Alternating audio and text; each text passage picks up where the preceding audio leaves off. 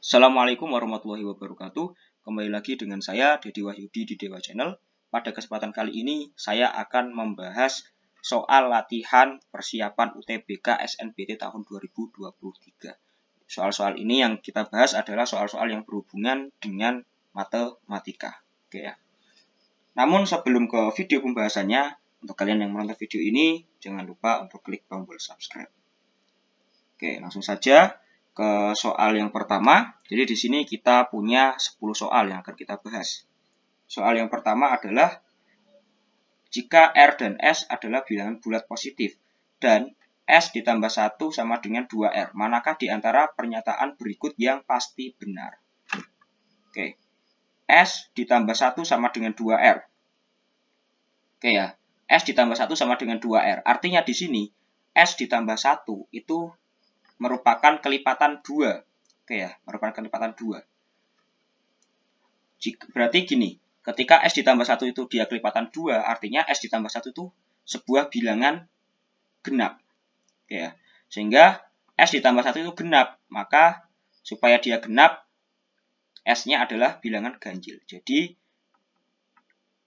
pernyataan pertama benar. Oke. Selanjutnya, R genap. S ditambah 1 itu kan dia bilangan genap, sama dengan 2R. Jika kita lihat, misalkan di sini S ditambah 1-nya itu hasilnya adalah 4. Ketika 4 sama dengan 2R, di sini R-nya sama dengan 2. Oke. Tetapi ketika di sini S ditambah 1-nya itu hasilnya sama dengan 2, maka R-nya itu nilainya sama dengan 1. Jadi R itu belum tentu bilangan genap. S per R ditambah 1 per R adalah bilangan bulat. Jika dilihat di sini, S ditambah 1 sama dengan 2R. Berarti S ditambah 1 dibagi dengan R itu akan sama dengan 2. S per R ditambah 1 per R sama dengan 2. Nah, karena 2 ini adalah bilangan bulat, maka pernyataan yang ketiga ini juga bernilai benar. Jadi, pernyataan yang sudah pasti benar adalah pernyataan 1 dan 3, yaitu pilihan jawaban D. Sekarang kita lanjut ke soal nomor 2. Jika A adalah bilangan kelipatan 3, dan B adalah bilangan bulat ganjil, maka manakah di antara pilihan berikut yang pasti bilangan bulat ganjil? Oke. Nilai A. A itu berarti dimulai dari 3, 6, 9, dan seterusnya. B, 1, 3, 5, dan seterusnya. 4A ditambah 1, pernyataan yang pertama. Jadi gini, sebuah bilangan ketika dikalikan dengan bilangan genap, misalkan di sini 4, maka hasilnya sudah pasti nantinya adalah genap. Terus di sini B itu ganjil, maka genap ditambah ganjil hasilnya sudah pasti ganjil. Oke, berarti ini benar. Terus A dibagi B. Jika kita lihat di sini, kita ambil A-nya 3, B-nya 1. Berarti 3 per 1 itu kan hasilnya 3. Ini ganjil. Tapi jika kita lihat, kita ambil A-nya sama dengan 6. Maka 6 per 1 itu hasilnya 6. Dia hasilnya genap. Berarti A per B itu hasilnya bisa ganjil, bisa genap. Oke, berarti pernyataan yang kedua ini salah. 2A ditambah B. Tadi ya, ketika sebuah bilangan dikalikan dengan bilangan ganjil, dikalikan dengan bilangan genap, hasilnya sudah pasti genap. Genap ditambah dengan ganjil, hasilnya adalah ganjil. Jadi, pernyataan 3 sudah pasti dia ganjil. Terus, A ditambah 2B. A itu kelipatan 3, B ganjil. 2 dikali dengan B, hasilnya sudah pasti genap. Genap ditambah A. Kita lihat, ketika A-nya itu sama dengan 3, berarti kan 3 itu kan ganjil. Berarti genap ditambah ganjil hasilnya ganjil. Oke. Tetapi ketika kita mengambil A-nya itu 6, berarti tadi genap ditambah 6. 6 itu genap. Genap tambah genap hasilnya adalah genap. Jadi pernyataan yang keempat ini salah. Jadi yang benar adalah pernyataan 1 dan 3, yaitu pilihan B. Oke, lanjut ke soal nomor 3. Diketahui bahwa VA didefinisikan sebagai 2V-1. Manakah hubungan yang benar antara A dan B berdasarkan informasi yang diberikan? VAA itu nilai dari A dan 4V adalah B. Jika kita lihat di sini, nilai dari A itu berarti sama dengan, kalau seperti ini kita menghitungnya dari yang paling depan, VA-nya dulu. Kalau VA itu kan sama dengan 2V min A. Berarti nilainya sama dengan 2V min 1. Di sini masih ada A-nya. Kalau VA menjadi 2V min 1, berarti kalau 2V min 1A sama dengan 2 dikali dengan 2V min 1 dikurangi dengan 1. 2 kali 2V sama dengan 4V, 2 dikali negatif 1 sama dengan negatif 3, dikurangi 1 berarti 2 dikali negatif 1 sama dengan negatif 2, dikurangi 1 berarti menjadi negatif 3. Berarti di sini 4V min 3. B sama dengan 2V. 4V min 3 dengan 4V. Itu nilainya sudah pasti lebih besar yang 4V. Jadi di sini B itu lebih besar daripada A. Jawabannya adalah yang B. Oke, sekarang kita lanjut ke soal nomor 4. Jika N adalah integer positif, manakah pilihan di bawah ini yang selalu bernilai ganjil? 18 N ditambah 7. 18 dikali N. 18 itu genap. Dikali dengan sebuah bilangan, hasilnya sudah pasti genap. Genap ditambah dengan ganjil, hasilnya adalah ganjil. 19 dikali N kuadrat ditambah 1.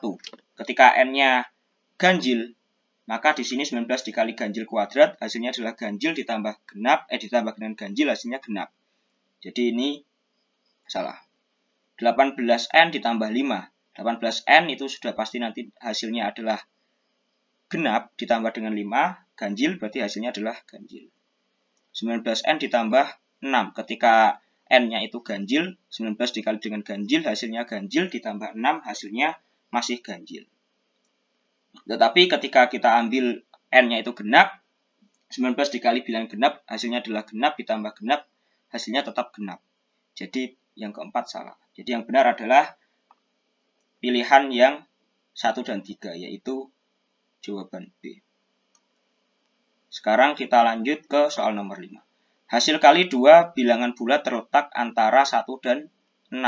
Bilangan bulat yang tidak mungkin adalah bilangan bulat antara 1 dan 6 itu berarti 2, 3, 4, dan 5. 6 itu kan sama dengan 2 dikali 3. 12 itu 3 dikali 4. 15 itu 3 dikali 5. 20 4 dikali 5. Nah, kalau 30 itu kan tidak bisa. Karena paling besar adalah 4 dikali 5. Maka yang tidak mungkin adalah jawaban yang E. Lanjut ke soal nomor 6. ABB ditambah 9B7 sama dengan AA7C. Bilangan 3 angka ditambah bilangan 3 angka, hasilnya bilangan 4 angka. Maka di sini sudah bisa dipastikan bahwa nilai dari A itu sama dengan 1. Karena kalau A-nya sama dengan 2, itu nantinya 2 ribuan. Kalau 2 ribuan, nanti kedua bilangan 3 angka ini tidak mungkin dia bisa. Sehingga nilai dari A-nya sama dengan 1. Jika kita tulis ulang, bilangannya adalah 1B,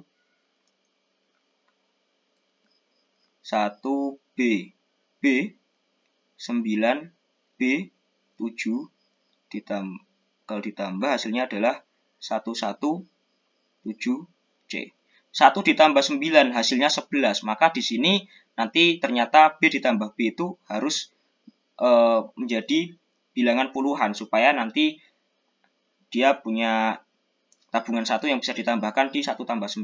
Jadi B ditambah B hasilnya adalah harus 17. B ditambah B hasilnya 17. Kan tidak mungkin juga ya, karena 17 itu ganjil. Maka B tambah B itu hasilnya juga pasti dia puluhan. Jadi di sini nanti akan ada 1. Jadi di sini akan ada 1. Berarti B ditambah B itu hasilnya sama dengan 16. 16 dibagi 2 berarti B-nya harus sama dengan 8. Berarti kalau kita tulis ulang lagi, menjadi 188, 98, 7. Kalau dijumlahkan hasilnya adalah 5, 7, 1, 1. Sehingga nilai dari C-nya adalah 5. A ditambah B ditambah C. A-nya 1, B-nya 8, C-nya 5. Hasilnya adalah 14. yaitu yang C. Lanjut ke soal nomor 7. 1 per X sama dengan 0,0N. 1 per Y sama dengan 0,00P. Pecahan 1 per X dan 1 per Y dapat ditulis dalam bilangan desimal seperti di atas, di mana N dan P mempresentasikan digit berbeda. Mana yang sama dengan 1 per X kali Y jika S sama dengan N kali P dan S adalah sebuah digit. Oke, 1 per X sama dengan 0,0N. Ini kan dia di belakang koma 2 digit. Berarti sama dengan N per 100. Jadi 1 per X sama dengan N per 100. Terus yang di sini di belakang koma ada 3 digit. Berarti 1 per Y sama dengan P per 1000. Sekarang, untuk menghasilkan 1 per X kali Y, itu kan kita mengalikan 1 per X dikali dengan 1 per Y.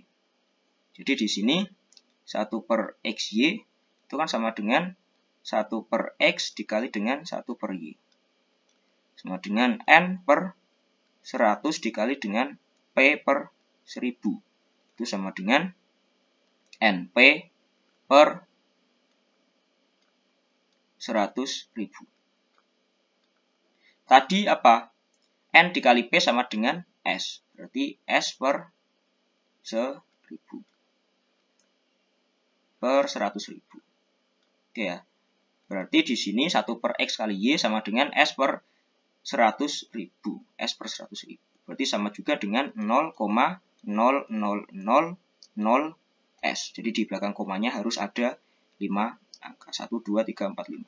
Jadi jawabannya adalah yang A. Oke, sekarang lanjut ke soal nomor 11. Nomor 8. Jika X sama dengan 0,252525 dan seterusnya, Y sama dengan 0,125 dan seterusnya. Maka 33X ditambah 333Y sama dengan titik-titik. Jika dilihat di sini, berarti 25 itu kan dia berulang setiap 2 kali. 125 ini setiap 3 kali. Berarti jika kita punya bilangan supaya koma yang di belakang itu habis semua, maka kita kalikan X ini dengan 100. Jadi di sini 100X itu kan nilainya nanti 25,25 dan seterusnya. Dan X itu nilainya adalah 0,2525. Nah, yang dimaksud seperti ini. Supaya nanti komanya dia hilang. Jadinya 99X itu bernilai 25. Karena yang kita butuhkan adalah 33X, berarti di sini 33X itu bernilai sama dengan 25 per 3. Terus di sini kalau dia berulangnya setiap 3 kali, maka kita kalikan dengan 1000. Berarti 1000Y itu sama dengan 125,125 dan seterusnya. Kalau Y nilainya adalah 0,125 dan seterusnya. Ketika kita kurangkan, di sini menjadi 999Y sama dengan 125. Yang kita butuhkan hanya 33Y. Berarti di sini 333Y sama dengan 125 per 3.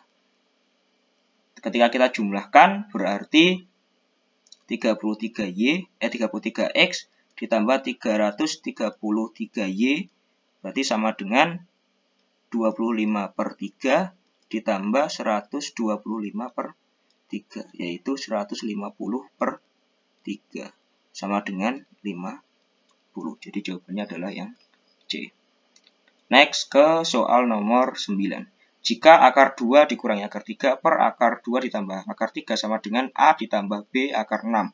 A dan B bilangan bulat, maka A ditambah B sama dengan titik-titik. Oke, karena di sini akar 2 min akar 3 dibagi dengan akar 2 tambah akar 3 itu kan dia masih irasional, maka kita rasionalkan. Caranya adalah akar 2 dikurangi akar 3 dibagi dengan akar 2 ditambah akar 3. Ini kita kalikan dengan kebalikan dari yang sebagai penyebutnya, tandanya. Kita balik. Yang awalnya plus menjadi minus. Menjadi akar 2 dikurangi akar 3 dibagi dengan akar 2 min akar 3. Fungsinya apa? Fungsinya adalah supaya nantinya yang menjadi penyebut ia menjadi bilangan bulat. Makanya kita kalikan dengan kebalikannya. Karena di sini ketika kita punya A min B dikali dengan A plus B, itu hasilnya akan menjadi A kuadrat dikurangi B kuadrat. Karena nanti dia di sini masih bentuk akar, supaya dia bulat kan kita kuadratkan. Maka kita bentuknya menjadi seperti ini. Oke. Di sini dia menjadi akar 2 dikurangi akar 3 kuadrat per, nah ini menjadi A kuadrat min B kuadrat. A-nya itu berarti akar 2, berarti kalau A kuadrat 2 dikurangi 3. Akar 2 dikurangi akar 3 kuadrat. Berarti akar 2 kuadrat, 2, kan gini. Ketika kita punya A min B kuadrat, hasilnya sama dengan A kuadrat ditambah B kuadrat dikurangi 2AB. Berarti di sini akar 2 kuadrat itu 2, akar 3 kuadrat itu sama dengan 3, dikurangi dengan 2 dikali akar 2 kali akar 3 yaitu 6. Dibagi dengan 2 dikurangi 1 yaitu negatif 1. 2 ditambah 3 hasilnya adalah 5, dikurangi 2 akar 6. Dibagi dengan negatif 1. Sama dengan 2 akar 6 dikurangi 5. Ini sama dengan A ditambah B akar 6. Sehingga di sini nilai dari A-nya itu adalah negatif 5, nilai dari B-nya adalah 2. Oke ya. Yang ditanyakan adalah nilai dari A ditambah B. Berarti negatif 5 ditambah dengan 2. Hasilnya adalah negatif 3. Jawabannya adalah yang B.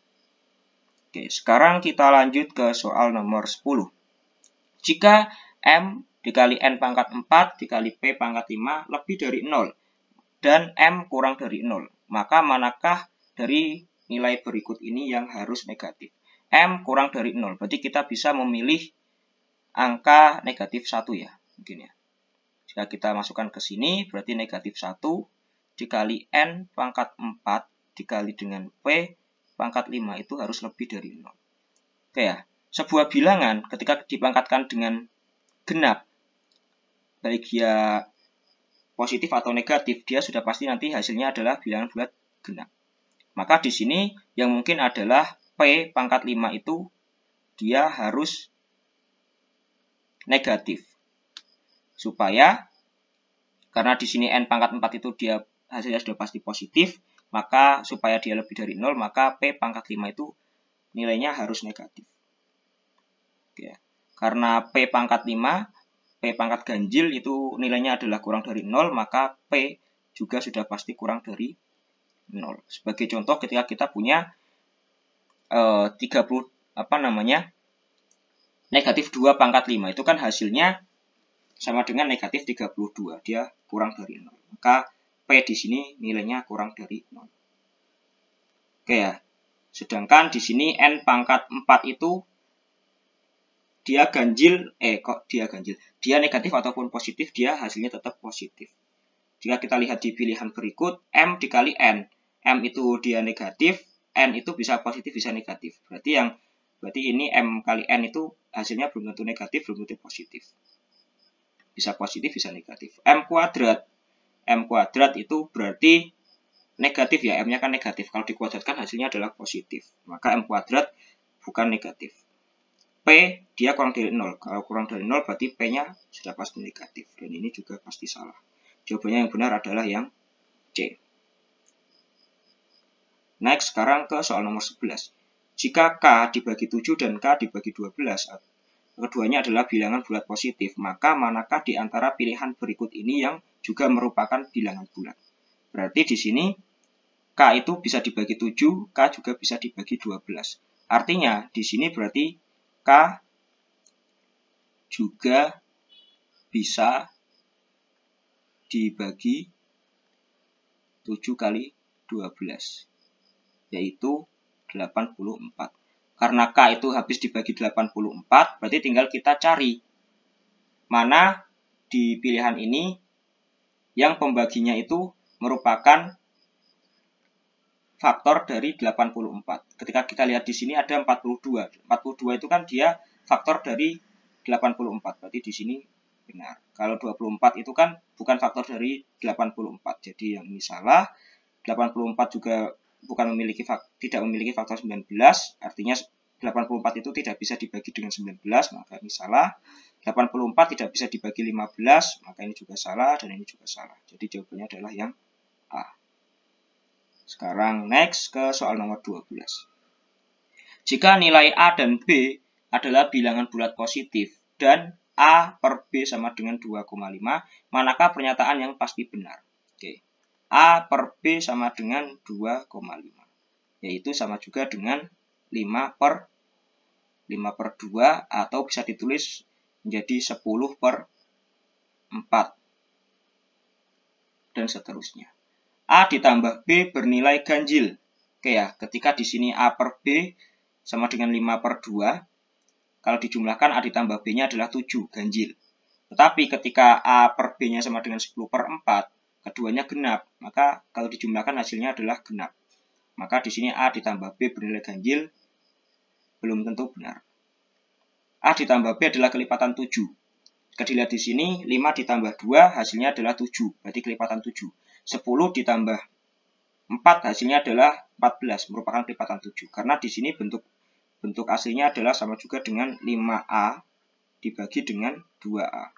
Ketika kita jumlahkan atau kita pakainya dengan A.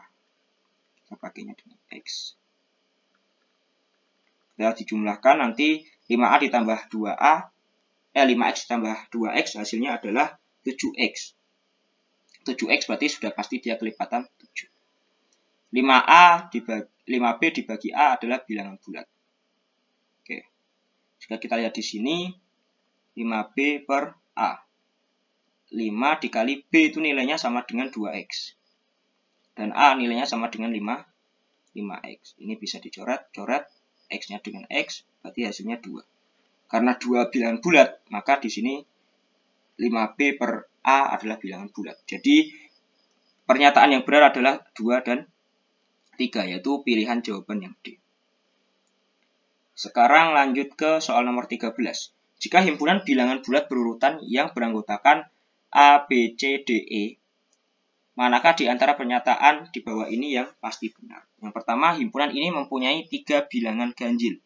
Oke, jika kita urutkan, kan dia bilangan bulat berurutan. Kita bisa menuliskannya sembarang, misalkan 1, 2, 3, 4, 5. Kalau di sini dia mempunyai 3 bilangan ganjil. Ganjilnya ada 3. Tetapi kita menuliskannya dari 2 terlebih dahulu. 2, 3, 4, 5, 6. Kalau di sini dia bilangan ganjilnya cuma ada 2.